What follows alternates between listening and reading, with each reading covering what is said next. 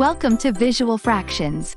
Today, we're diving into how to convert the decimal 0.55 into a fraction.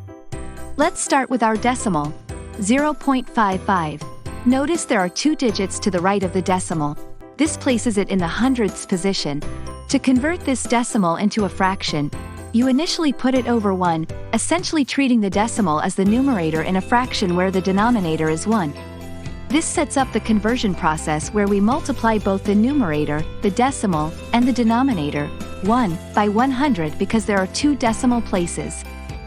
So, 0.55 times 100 gives us 55, and 1 times 100 gives us 100. This translates 0.55 to the fraction 55 over 100. Next, we simplify. Both the numerator and the denominator in 55 100ths are divisible by 5, the greatest common divisor. Divide 55 by 5 to get 11 and divide 100 by 5 to get 20. So, 55 100ths simplifies neatly to 11 20ths. And there you have it.